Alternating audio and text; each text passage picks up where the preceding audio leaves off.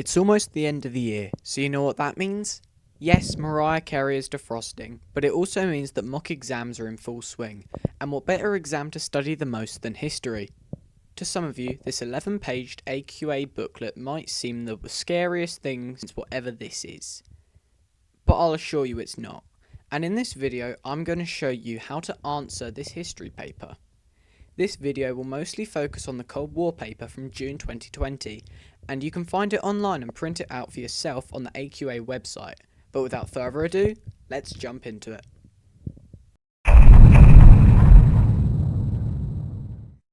Question 1 on all of the Cold War papers will be a source question, where you'll be shown a picture, speech or account from that time period and asked to infer it along with your contextual knowledge. The June paper asked, Source A is critical of Stalin. How do you know? In this question, remember to refer to the source. Always make it clear to the examiner what you are taking the information from. For example, start the answer by saying, in source A, or source A is critical because. Also remember to use your contextual knowledge and include key dates relating to the source. This is a question worth 4 marks, so 2 developed paragraphs with dates or contextual knowledge is enough. Here is an answer that I did earlier. Source A shows Mao Zedong shoveling soldiers into a barrel of a gun. Stalin is standing behind him. This source is critical of Stalin as it presents him as ruthless and dangerous, willing to sacrifice his own communist soldiers to aid Mao. This relates to the USSR's involvement in the Korean War, where the Red Army, along with China, fought against the United Nations and South Korea in 1950 to 1953.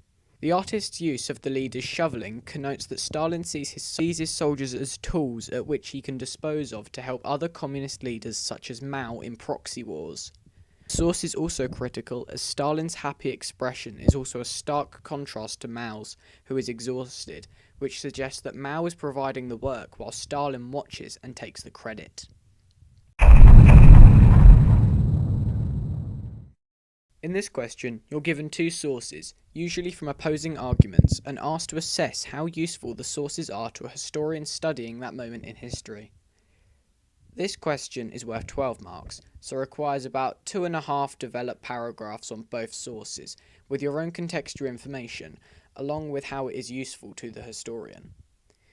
The June paper asked, how useful are sources B and C to a historian studying the Berlin blockade? Here is an example answer that I wrote earlier. Source B is a letter from the Soviets to the West, expressing their disapproval of Western ideas in Berlin. Immediately, this is useful to a historian as it provides the Soviet view of the blockade from a political perspective.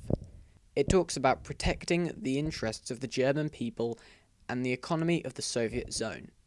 This is useful as it demonstrates the reaction to the London Conference in 1948 and the Allied plan to unify West Germany with a new currency. As we know, East Germany later developed its own currency as a result.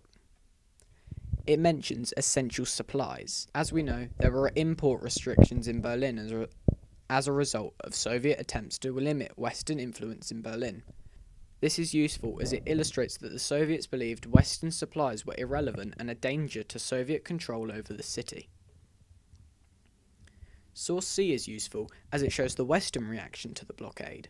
It shows Soviet soldiers on top of each other, blocking the entrance to Berlin, and planes flying overhead. They wear signs reading road and rail closed. This relates to the transport closures into Berlin as a result of the technical difficulties. The planes are flying in a straight line, one after the other, and is useful as it relates to the limited flight zones the Allies could have used to reach Berlin at this time. Also, one man is armed with a net.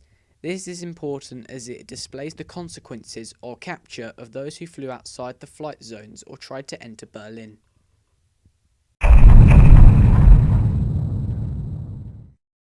The third question will ask you to write an account of a specific time period. An account in this case is not a diary entry or any kind of memoir, but is stating what happened at the time and its effect on both sides.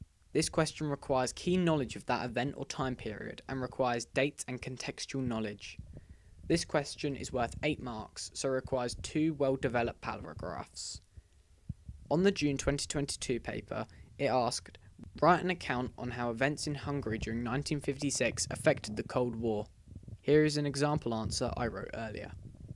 Before 1956, Hungary was under the Iron Curtain, a member of the Warsaw Pact, and was under close control from Moscow as the Red Army was stationed in Hungary at the end of the Second World War. However, as its ideas of freedom and civil rights grew in Hungary in 1956, the Soviet soldiers were ordered to open fire on student protesters in Budapest. This affected the Cold War, as it demonstrated to the West the USSR's aggression against those protesting against communism. This ultimately soured East-West relations. Another way Hungary affected the Cold War was the return of Imre Nagy as Prime Minister, following the uprising in 1956. Nagy granted freedom and civil reforms and formed a government made up of both communist and non-communist parties. This was important as it went against Soviet-style principles, ultimately resulting in Hungary's withdrawal from the Warsaw Pact and Iron Curtain as a whole. The Hungarian uprising became a symbol for democratic strength and resistance to Soviet rule, and inspired anti-communist uprisings in other countries such as Poland. However, these were not as so successful. As well as this, the success of the uprising also reduced the Soviet influence and power in Europe. The final and largest question in the paper is worth 16 marks, and an additional 4 marks for spelling and punctuation.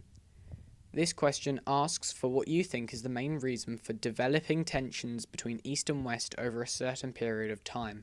This question requires you to make critical judgment, such as, I agree that this was important, however without this couldn't have happened. The question will give you an event and ask you how far you agree with it being the main cause. You will then need to evaluate and argue the reasons for and against why it was the main cause, and then argue why at least 2 other events were the most important reason for increased tension. You will need to finish off the argument with a conclusion of which you believe is the main reason, and give evidence to support it. Try this question for yourself. The U2 crisis was the main reason why tension developed between East and West during the 1960s. How far do you agree with this statement? I advise you to take around 16 to 20 minutes on this task to prepare you for the real exam. Pause the video and try the question. Good luck. I hope you found this video useful. If you did, hitting the like button would give me a clue and would help support me make more videos like this in the future. If you're feeling extra generous, why not subscribe and never miss a video? But until then, goodbye.